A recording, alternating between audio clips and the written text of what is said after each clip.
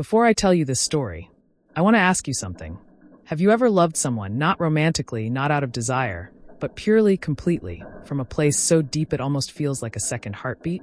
Have you ever tried to protect someone so hard that you ended up hurting yourself in the process? And here's the real question. What do you do when the person you're trying to save refuses to be saved? Wherever you're watching from right now, whether it's New York, Chicago, Houston, or some quiet little town in the middle of America where everyone knows your name and your business, I need you to stay with me. Because this story, it's going to stay with you long after it's over. My name is Sarah Michelle Collins. I'm 38 years old. I live in a brownstone apartment on the east side of Cincinnati, Ohio. I have a daughter, Maya, she's 12, and I have a life that I built from scratch with my own two hands after everything I had fell apart. I am a single mother, and I need you to understand what that means. Not the Instagram version, not the she's so strong narrative people throw around like a compliment. I mean the real thing, the 3 a.m. versions. The I skipped lunch so Maya could have a full dinner version. The I haven't cried in front of anyone in 4 years because I can't afford to fall apart version. That's me. And into my very carefully constructed, very fragile, very intentional life walked Daniel. It was a Tuesday in September when I first met him. I remember it like a photograph. The way the afternoon light came through the classroom windows at the community college where I teach English composition. The way the other students were still settling in, shuffling papers, staring at their phones. And then the door opened, and Daniel Hayes walked in. 28 years old. Dark eyes. The kind of quiet that fills a room rather than empties it. He was late, which I don't allow. I looked up from my roster and said, without even a hint of warmth, "Name?" He met my eyes and said, "Daniel Hayes." "And I'm sorry I'm late, Professor Collins.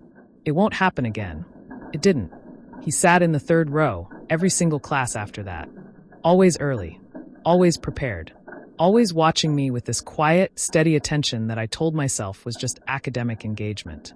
I told myself a lot of things back then. Over the first few weeks, Daniel stood out, not because he was disruptive or difficult, but because he was present in a way most adults in continuing education aren't. He did the reading. He participated thoughtfully. He stayed after class sometimes to ask questions that weren't really about the coursework. They were about ideas, about life, about meaning. And I liked him. I want to be honest about that. From the beginning, I liked Daniel Hayes. Not as a romantic prospect. That thought genuinely didn't cross my mind, not at first. I liked him the way you like a person who restores your faith in people a little. He was earnest and intelligent and kind. I started thinking of him the way I imagine you think of a younger sibling you didn't know you needed. I thought, this boy needs someone in his corner. I can be that. What I didn't know, what I couldn't have known, was that Daniel had already decided something very different. It started subtly, the way these things always do. A coffee. He'd bring 2 cups sometimes. One for him, one for me, set quietly on the edge of my desk before class started. No fanfare. No expectation. Just there. I accepted it the first time without thinking. The second time, I said thank you and meant it. By the third time, I gently told him it wasn't necessary. He smiled, this small, private smile that I would come to know very well, and said, "I know. I wanted to." I told myself it was just respect. Gratitude, maybe. Some students bond with their instructors that way. But then the semester ended, and Daniel didn't disappear the way students do. He signed up for my next course, and the one after that. And somewhere in those months, we shifted from instructor and student to something harder to name. He started texting. Academic questions at first, then book recommendations, then thoughts on articles he'd read, then just checking in. "How are you doing today, Professor Collins?" And then, without me noticing exactly when it happened, "How are you doing today, Sarah?" I should have drawn the line right there. I didn't, and so the dynamic evolved. He became a fixture in my life in this quiet, steady way. He fixed a leaky faucet in my apartment when Maya mentioned it casually, and he overheard. He drove me to urgent care at midnight when I had a bad allergic reaction, and my car was in the shop. He showed up, again and again, in the spaces where people usually don't. He was, in every practical sense, my person. My helper. My constant. And I was walking a tightrope, telling myself I had it under control. Telling myself that as long as I never named it, it wasn't real. The Cold War I'm referring to wasn't between us. Not exactly. It was inside me. A constant, exhausting battle between what I felt and what I believed was right. Because I knew what Daniel felt for me. He'd never said it. But some things don't need to be said. They live in the spaces between words, in the way someone looks at you when they think you're not watching, in the careful way they treat everything you touch. Daniel Hayes was in love with me, and I had no idea what to do with that. I'm a practical woman. I solve problems. I make decisions. I move forward. So when I finally admitted to myself that the situation needed addressing, I did what I always do. I tried to reframe it. Give it a structure I could work with. He'll be like a son to me, I decided. I know how that sounds. Trust me, looking back, I know. But at the time it felt logical. I was 10 years older. I had a child. He was young, still figuring out his life. I could be a mentor, a maternal figure, a safe harbor without any of the complications. I even said it to him once, carefully, indirectly. Something about how I thought of our friendship as a kind of family bond. Something about how much it meant to me to watch him grow. The look on his face stopped me mid-sentence. It wasn't hurt. It wasn't anger.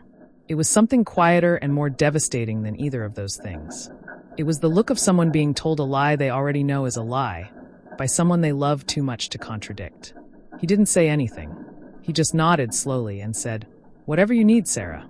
And I knew, right then, that he wasn't going to pretend to be my son. He couldn't.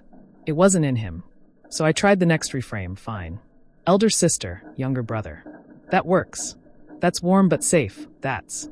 Before I tell you this story, that didn't work either. I want to ask you something. I barely finished the thought. Have you ever loved someone, not romantically, not out of desire? There was nothing sibling-like about the way Daniel looked at me. From a place so deep it almost brotherly in the way he remembered every small thing I'd ever mentioned. Have you ever tried to protect someone so hard that you ended up hurting yourself? The anniversary of my divorce. And here's the real question: my childhood pets. What do you do when the person you're trying to save refuses to be saved? Because wherever you're paying attention, the way you pay attention, whether it's New York, Chicago, Houston, I ran out of labels, quiet little town, and without a label, America, where everyone knows your name and your business. It happened on a Friday evening to stay with me, because this sitting on my back porch. It's going to stay. Maya was at her dad's for the weekend. My neighborhood was quiet. Sarah Michelle Daniel and I had fallen. I'm 38 years old. Wandering. I live in a brownstone apartment on the east side of Cincinnati. He brought dinner. He did that. I have a daughter, Maya. The sun was going down, and I have a life that I built from scratch with my own. And I was tired in that specific way that comes from fighting something. I am a single mother for too long, and I need you to understand. I wasn't guarded the way I usually was. Not the Instagram version. I was just present. Not the she's Daniel so strong, quietly people looking out at the yard rather than at me. I mean, the real thing. I've been thinking about what a real life could look like. For me, I skipped lunch so someone I care about. Full dinner version. I knew. I haven't cried in front of anyone in 4 years. I felt it in my chest like a shift in pressure before a storm. That's me. He paused. And into my very carefully constructed, very fragile, something very intentional life. A marriage. Walked in. A home. It was a Tuesday in September when I first met him. He wasn't. I remember it like a photograph. He was describing the way the afternoon light came through the classroom windows at the community college. He was hinting at something he was too careful and too decent to say. The way the other students were still settling in, he knew me well enough to know I'd need a soft landing, staring at their phones. And I panicked. And then the door on the outside, and Daniel Hayes. I don't panic on the outside. 28 years old. I took a slow breath. Dark eyes. I made a small sound like I wasn't quite sure what he meant, rather than. And then I said something about needing to check on something, which I don't allow. I looked up from my roster and I went in without even a hint of warmth. I stood in my kitchen for 5 full minutes. He met my eyes and said, breathing, "Daniel Hayes." And then I went back out. I'm sorry, I'm late. The conversation somewhere completely different. It won't happen again. And Daniel let me. And neither of us ever mentioned it again. Every single class, but it lived between us after that. Always early, like a word that had almost been spoken. Always watching the air with this quiet, steady attention that I told myself was just academic engagement. Here's what people don't understand. I told myself a lot of things back then. You don't just carry your own emotional Daniel stood out. You carry not because he was disruptive every or difficult, mood, every need, but because he was present in a way most adults in continuing education are. You are the filter, he did the shock absorber, the constant. He participated thoughtfully. You cannot afford to be stayed after class sometimes to ask questions that weren't really about the coursework. I had Maya to think about. They were about ideas, my job, life, about my sanity. And I liked mortgage him. I barely managed. I want to be honest about that. The car that in the beginning, I liked Daniel Hayes. Permission slips, not as a romantic conferences. That thought genuinely didn't cross my mind. Ahead, not at first. My life was already full. I liked him the way you like a person. And Daniel restores your beautiful, earnest, completely devoted. He was earnest and intelligent to add himself to it. I started not as a burden the way I don't think he had a selfish younger sibling you didn't know you needed, but as a presence. I thought a permanent. This boy needs someone, and I didn't know if I had room. I can be that, or rather, what I didn't know. I was terrified I couldn't have known that I did.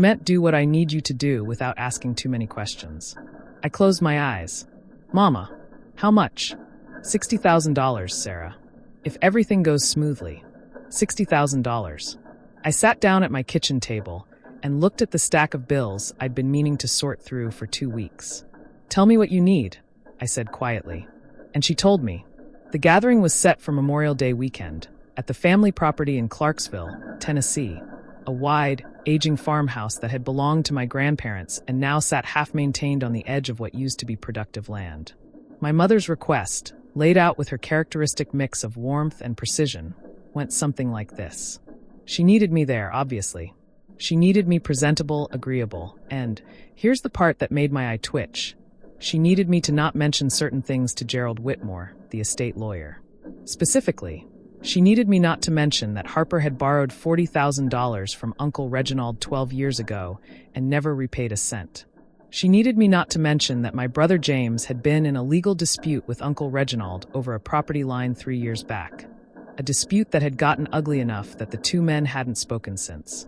And she needed me not to mention that Trevor, the youngest, had sent Uncle Reginald a letter 2 Christmases ago that, by my mother's very vague description, had said some things that could be misinterpreted.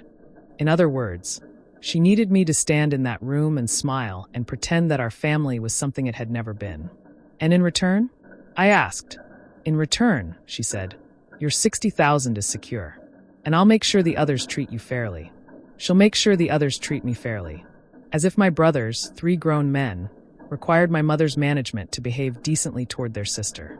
As if that sentence alone wasn't a confession of exactly how little respect I commanded in my own family. I should have said no. Every instinct I had, and I have good instincts, I've learned to trust them, was screaming at me to decline, to protect myself, to stay in Cincinnati with my daughter and my complicated feelings about Daniel Hayes and my carefully constructed life. Instead, I said, I'll be there, because $60,000 was real, and my instincts, unfortunately, don't pay the mortgage. I made the mistake of telling Daniel. Not intentionally. It came out during one of our evening conversations, about a week before Memorial Day weekend. We were on the phone, and I was tired, and I mentioned I'd be traveling for the holiday. Where? He asked. Tennessee. Family thing. A brief silence. Then, is everything okay? That question. He always asked that question at exactly the right moment, with exactly the right amount of concern. Not invasive, not performative. Just genuine. It's fine, I said. Just an estate situation. My uncle passed. I'm sorry, Sarah. Don't be. I barely knew him. I paused. It's more of a family negotiation than anything else. Another silence. I could almost hear him thinking. Do you want company? He asked. Daniel. Not like that, he said quickly, and I could hear the careful awareness in his voice. The way he always anticipated my resistance and tried to step around it. I just mean long drives are better with someone. And families can be complicated. I don't have plans for the weekend. I almost said yes. I genuinely almost said yes. And the fact that I wanted to said something I wasn't ready to look at directly. I'll be fine, I said instead. Thank you. He didn't push. He never pushed. Call me if you need anything, he said. Anytime. I mean that. I told him I knew. We hung up. And I sat in my quiet apartment thinking about a man 10 years younger than me who had somehow, without my permission, become the steadiest presence in my life. And then I pushed that thought into the same locked room where I kept all the other thoughts about Daniel Hayes, and I started packing for Tennessee. I arrived at the Clarksville property on the Friday afternoon before Memorial Day, driving down from Cincinnati through 4 hours of interstate, and then 2 hours of the kind of Tennessee backroads that make you feel like time works differently. The farmhouse looked exactly as I remembered it, and exactly as neglected. The porch listed slightly to the left. The paint on the shutters had gone from white to the color of old paper. The yard was technically mowed, but only technically. My mother's car was already there. So were Harper's truck and James's SUV. Trevor, I would learn, had taken the bus from Nashville and arrived the previous night. I sat in my car for a full 2 minutes before going inside. Walking into that house was like putting on a coat I'd outgrown years ago. Familiar, uncomfortable, and somehow still able to make me feel smaller than I actually was. My mother met me at the door. Patricia Collins at 63 was still a striking woman. Tall, precise, with the kind of posture that suggested she'd once been told it mattered and had never forgotten. She hugged me with both arms and both purposes. Genuine affection and immediate assessment. You look tired, she said into my hair. Hello, Mama. Did you eat? There's food. I'm fine. She held me at arm's length and looked at me the way she always did, like she was running a calculation behind her eyes. Whatever she found, she filed it away and smiled. Come in. Your brothers are in the back. Harper was 47, heavy-set, and wearing the particular expression of a man who believes he is always the most important person in any room. He had his father's build and my mother's talent for manipulation, which made him the most dangerous of the three.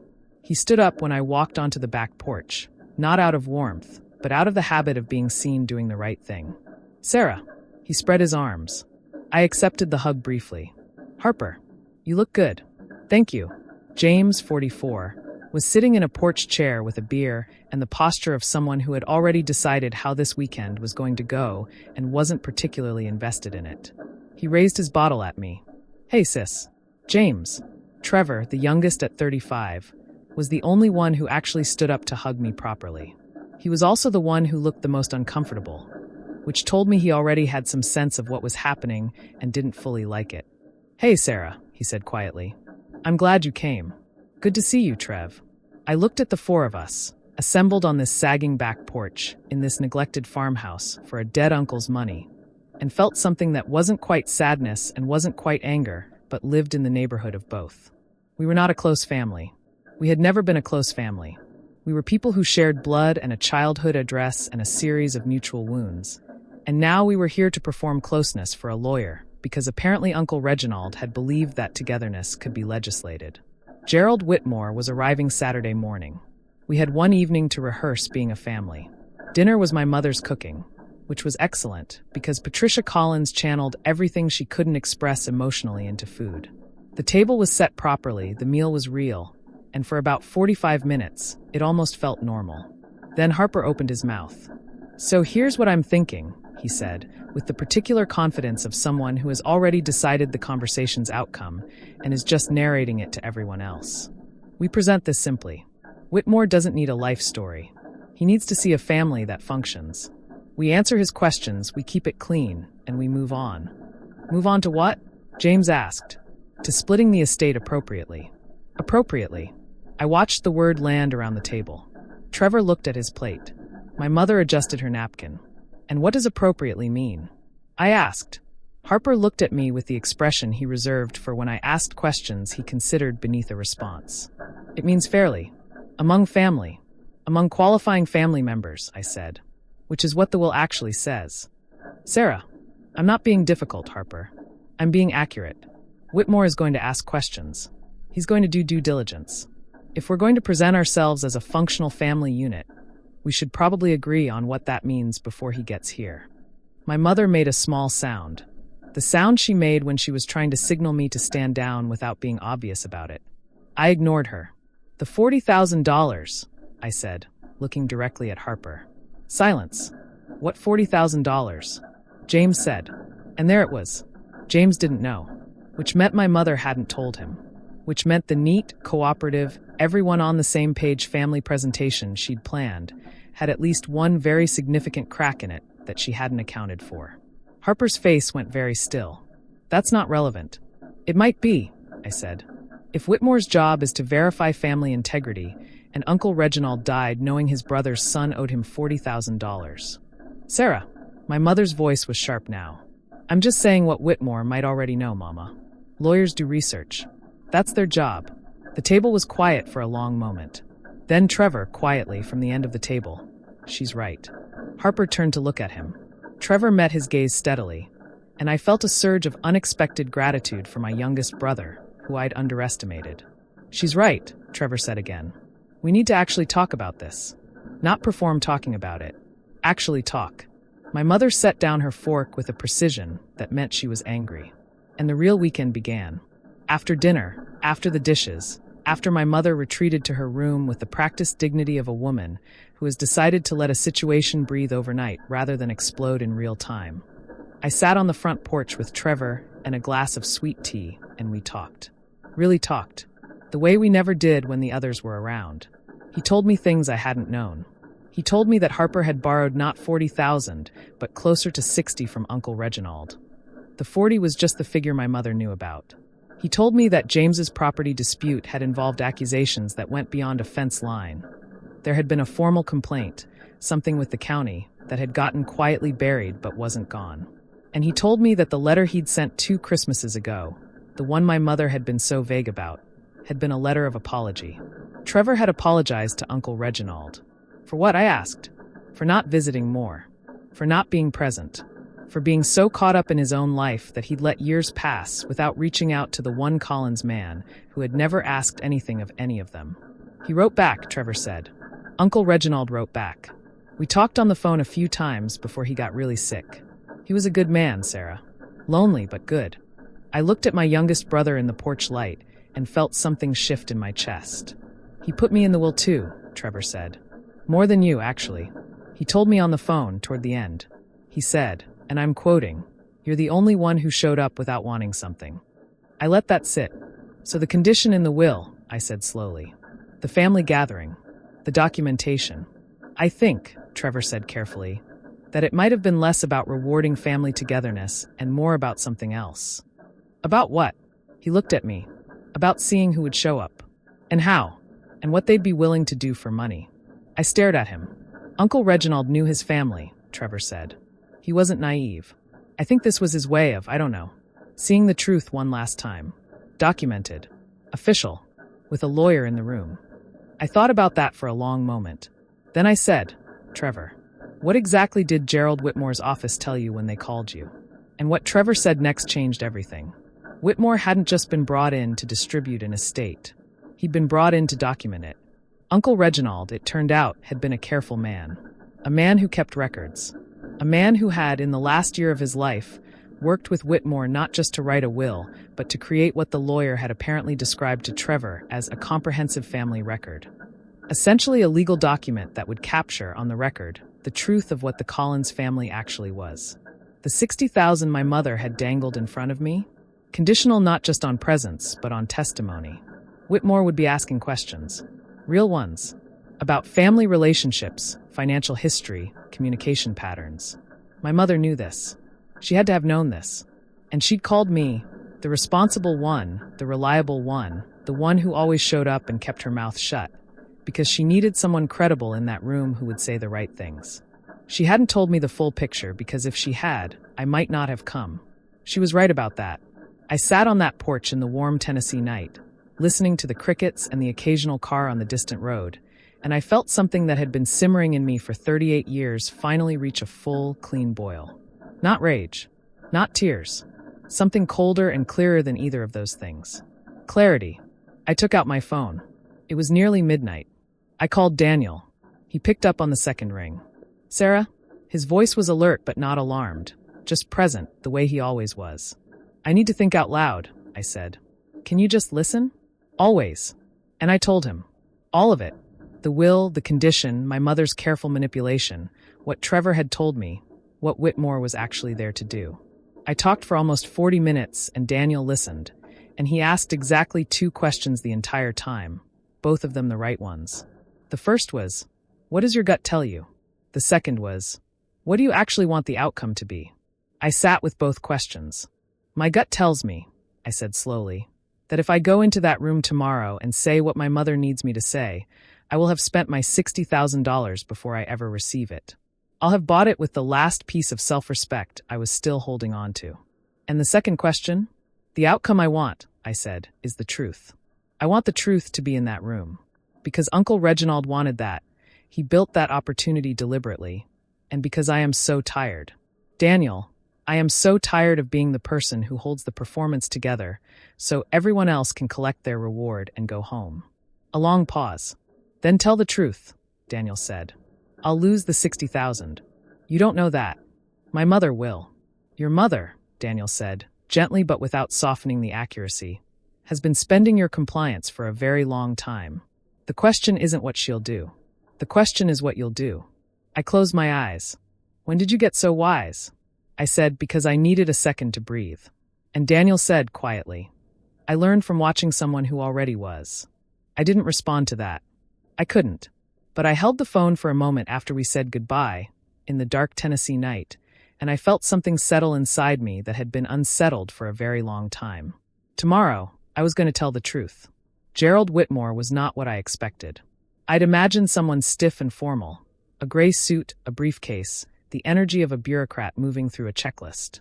What arrived at the farmhouse at 9 o'clock Saturday morning was a man in his early 60s, compact and quiet, with kind eyes and the particular attentiveness of someone who has spent decades listening to people say one thing while meaning another. He shook everyone's hands. He accepted coffee. He sat up at the dining room table with a simple recorder and a notepad, and he looked around at all 5 of us and said, "I want to be clear about what we're doing today, so there's no confusion." Reginald Collins was very specific in his instructions to me. He did not want this to be an adversarial process. He wanted it to be an honest one. I'm going to ask each of you some questions, individually and as a group. I'm going to ask about your relationships with Reginald and with each other. I'm going to ask about family history and family patterns. He paused and looked around the table. I want you to know that I already have a significant amount of documentation. Financial records, correspondence, phone logs. I'm not here to trap anyone, but I am here to do my job accurately. And the most useful thing you can do today, for yourselves, for this process, and frankly for Reginald's memory, is to be straightforward. My mother smiled her best smile. Of course, Gerald. We're an open book. Gerald Whitmore looked at her for a moment with those kind, perceptive eyes. Good, he said simply. And we began. Gerald Whitmore started with Harper. That was deliberate, I think. Harper was the oldest, the most visibly confident, the one most likely to try to set the tone for everyone else. Starting with him was a way of establishing early that the tone wasn't his to set. The rest of us waited in the living room while the 2 of them sat at the dining table. My mother arranged herself on the sofa with the composure of a woman who had already decided everything was fine. James scrolled his phone. Trevor sat with his hands folded, looking at the floor. I looked out the window at the Tennessee morning and thought about what I was going to say. The individual sessions lasted about 20 minutes each. Harper came out looking carefully neutral, the expression of a man who had answered questions with the precision of someone who had anticipated them. James went in next and came out looking vaguely annoyed, which was his default expression in stressful situations. My mother went third and emerged with the particular serenity of someone who had performed well and knew it. Trevor went fourth. He was in there for 35 minutes. When he came out, he didn't look at any of us. He just walked to the back porch and stood there looking at the yard, and I knew he'd told the truth about everything. Then Whitmore appeared in the doorway and looked at me. "Miss Collins, whenever you're ready." I sat across from Gerald Whitmore at the dining table where my grandparents had eaten Sunday dinners for 40 years, and I looked at the recorder between us, and I thought about $60,000, and I thought about my mother's face, and I thought about Daniel's voice the night before saying the most useful thing you can do is be straightforward. And I was. Whitmore started with the standard questions. How often had I been in contact with Reginald Collins? What was the nature of our relationship? Had we had any financial arrangements or disputes? I answered honestly. Infrequently. Cordial but distant. No. Then he asked, "Can you describe the general family dynamic among the Collins siblings and your mother?" I took a breath. "My family," I said carefully, "is held together by performance more than by genuine connection. We are capable of presenting well. We love each other in the ways that people who share history and blood do. But that love has often been used as leverage rather than offered freely." Whitmore wrote something. "Can you elaborate?" My mother called me 3 weeks ago to tell me about this gathering. She told me there was $60,000 available to me if I came and, her word, cooperated. What she meant by cooperation, I understood to mean that I would not volunteer certain information that might complicate my brother's positions with the estate. Whitmore looked up. "What information?" "That Harper borrowed a significant sum from my uncle and never repaid it. That James had a documented dispute with my uncle that went beyond a property line. She wanted me in the room as a credible, stable presence to offset those complications." I paused. "I want to be clear. I'm not telling you this out of anger toward my family. I'm telling you because I think my uncle built this process specifically so the truth would have a chance to be in the room. And I think the least I can do for a man I didn't know well enough is honor what he was actually trying to accomplish." Gerald Whitmore looked at me for a long moment. Then he said, "Your uncle mentioned you specifically, Miss Collins, in our conversations before his death." I went still. "He did," he said, and I wrote this down because I thought it might matter. He said, "Sarah is the one who would have visited if she'd known I wanted her to." She just didn't know, and I never asked. That's on me, not her. I felt something move through my chest that I wasn't prepared for. He also said, Whitmore continued, consulting his notes, she's carrying too much alone. I hope this helps her put some of it down. I looked at the table. I was not going to cry in front of Gerald Whitmore. I had made that decision, and I was keeping it. Thank you, I said. My voice was steady. Barely, but steady. Thank you, Ms. Collins, he said. That's all I need individually. We'll do the group session after lunch. My mother knew. I don't know how. Maybe it was something in the way I walked out of that room, or the way Whitmore looked when he followed me, or simply decades of being Patricia Collins and knowing when a plan had gone sideways. She didn't say anything directly. She moved through lunch preparation with a focused efficiency that was its own kind of fury, and she set the table with the precision of someone who needed something to control, and she made small talk with the brightness of a woman holding a scream behind her back teeth. Harper helped her in the kitchen, and they spoke in low voices I didn't try to hear. James ate early and went outside.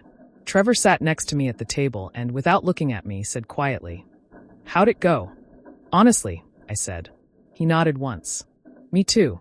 We ate in the careful silence of people who have decided something irreversible and are living in the minutes before the consequences arrive. After lunch, Whitmore gathered us all at the dining table together. He didn't waste time.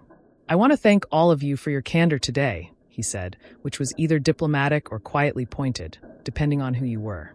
"Before I explain the full terms of the estate, I want to share some context that Reginald asked me to share in this room together.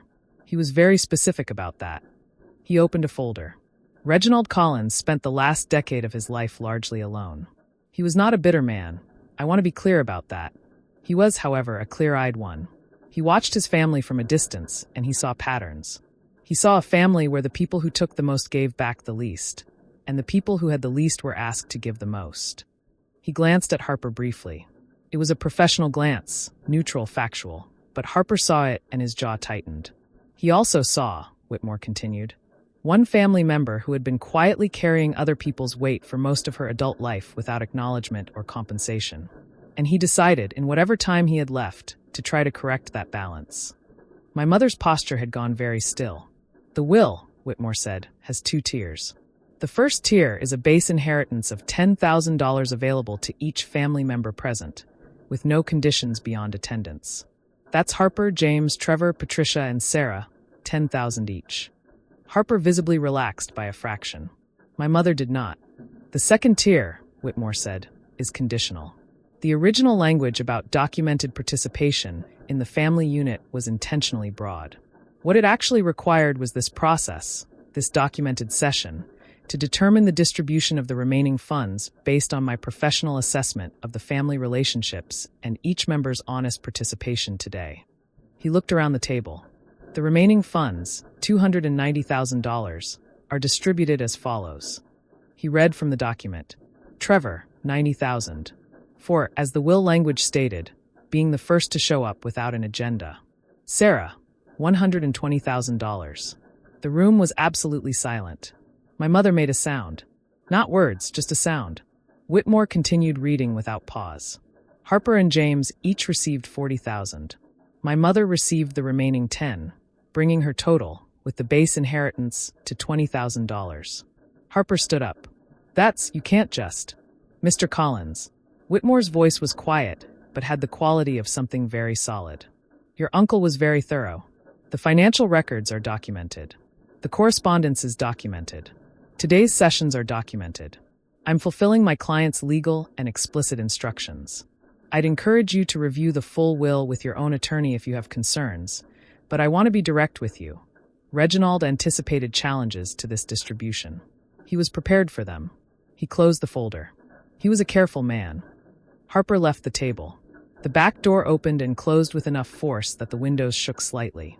James sat very still for a moment, then stood and walked outside without a word.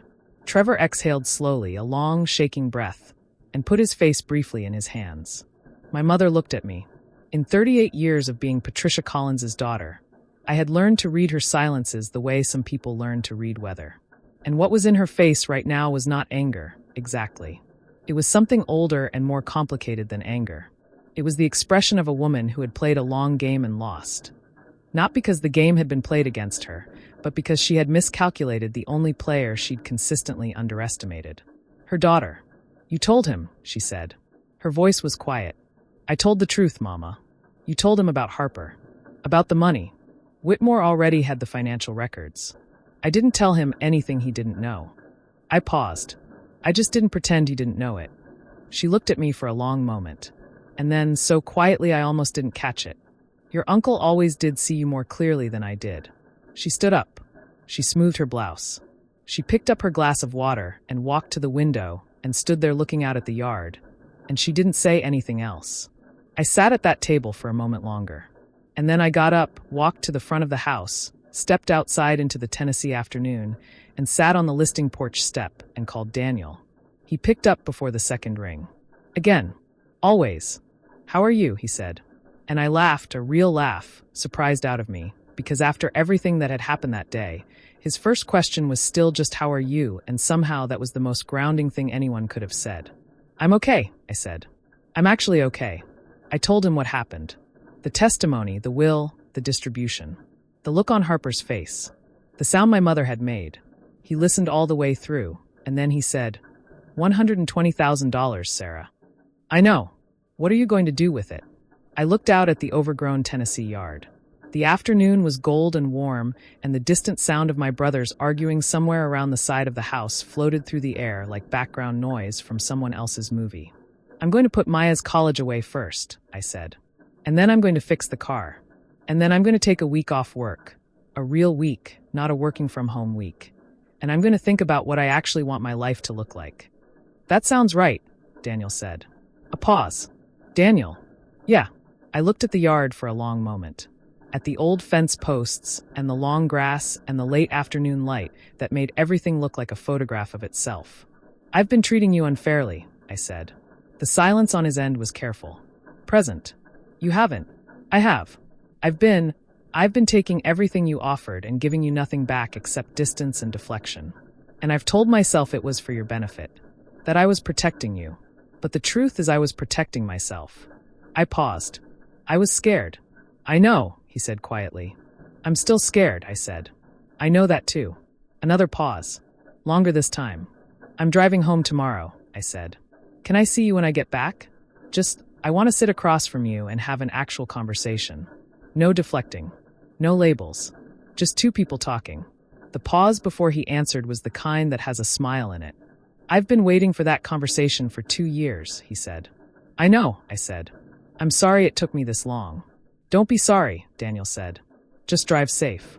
I found Trevor at the back of the property that evening, sitting on a fence post that had somehow stayed upright through decades of Tennessee weather, looking at the last of the sunset. I stood next to him. We didn't talk for a while. Eventually he said, Harper is threatening to contest. He won't, I said. Whitmore was right. Uncle Reginald was prepared for that. The documentation is airtight. You sound sure. I am. I paused. Reginald didn't just set up a will. He set up a record. He wanted the truth preserved somewhere official. The contesting would only add to it. Trevor was quiet. I didn't know him, I said. I wish I had. He was easy to know, Trevor said. That was the thing. He wasn't complicated. He just wanted people to be real with him. He picked at the fence post. I think he gave up expecting that from most of us. But he never stopped hoping.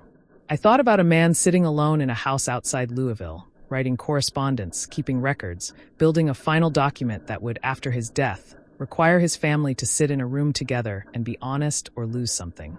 It was the most elaborate act of love I could imagine. I'm going to find out where he's buried, I said. And I'm going to go there. With Maya. Trevor looked at me. She should know, I said.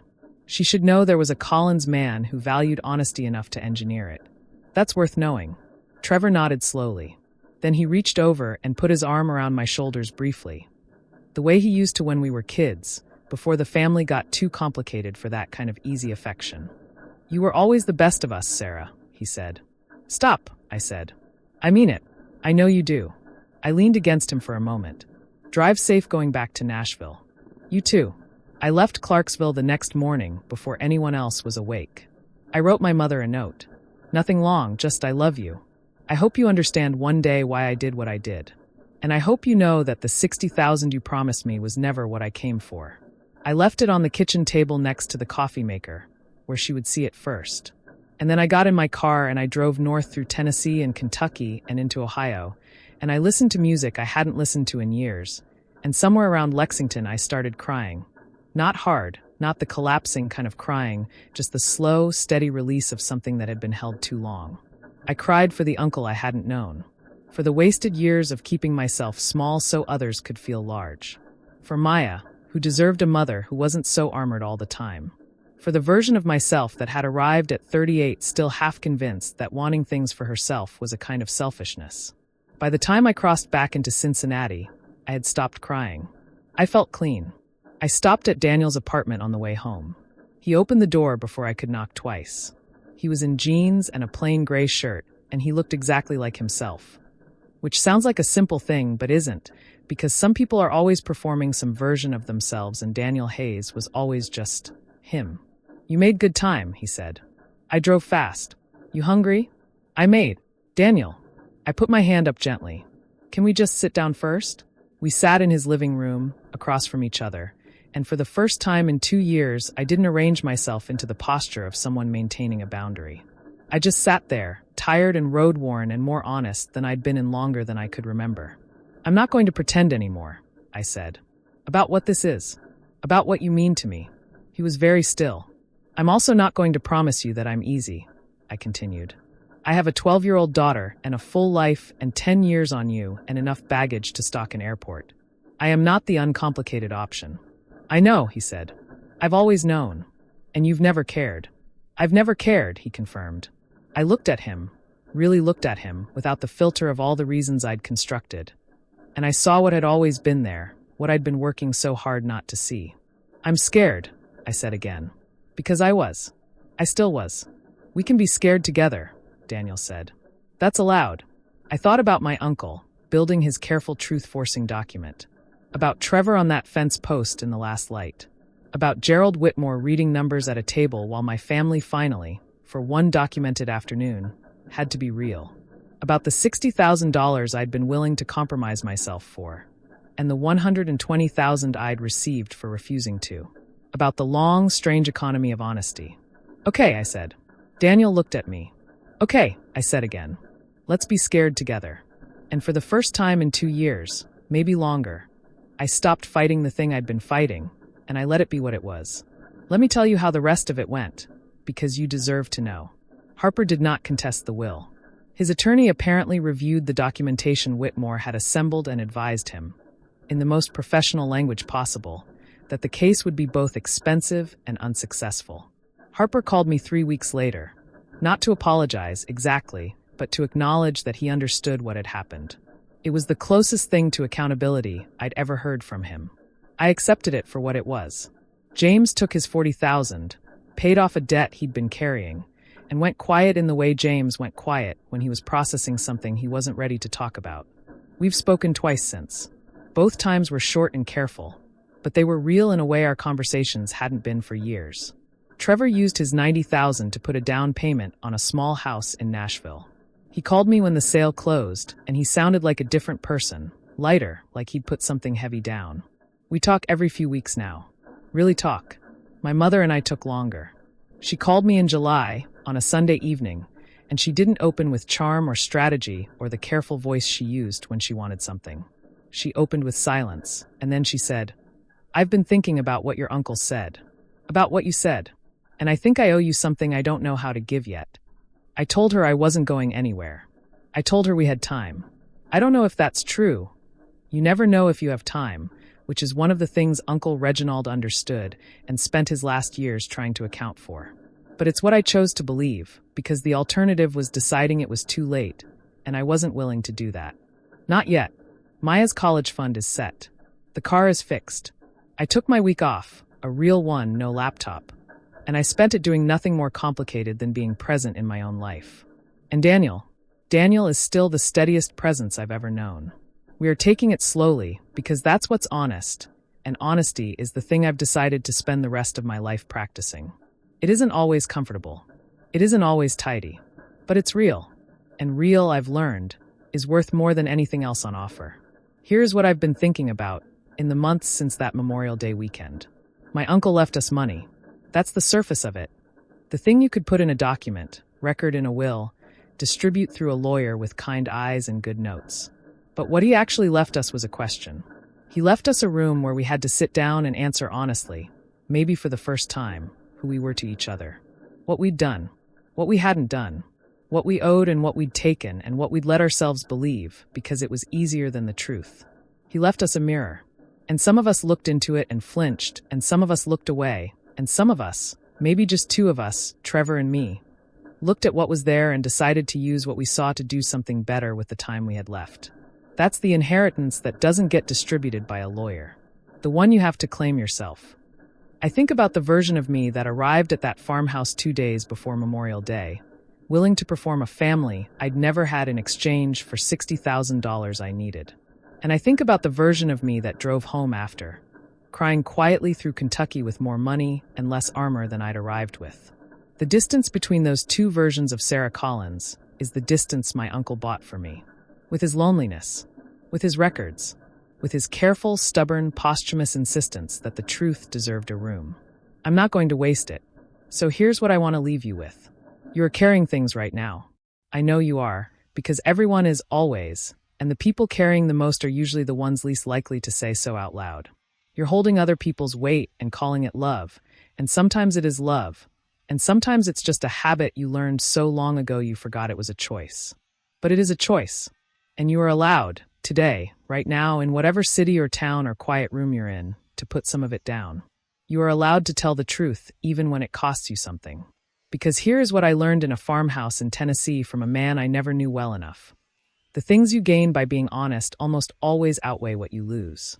Not immediately, not without discomfort, but over time, in the long accounting of a life, honesty compounds the way money does, slowly, then suddenly, and with interest. You are allowed to let someone love you, even if the timing seems wrong, even if the packaging doesn't match what you imagined, even if you're scared, especially if you're scared. And you are allowed to be the person in your family, in your story, who looks into the mirror and doesn't look away, who sits in the room when the questions are hard, who says, I don't want to perform anymore. I want this to be real. It won't always be received the way you hope. My mother is still learning. My brothers are still processing. The world does not always reward honesty in the immediate term, but it rewards it. It always rewards it. My name is Sarah Collins. I am 38 years old. I am a single mother, and I am, for the first time in a very long time, not afraid of what comes next. Thank you for staying with me all the way to the end of this. If this story made you feel something, if it reminded you of yourself, or someone you love, or something you've been carrying that maybe it's time to put down, then share it. Pass it on. Leave a comment with where you're watching from, because I genuinely want to know. And if you haven't subscribed yet, please do. Because there are more stories where this one came from.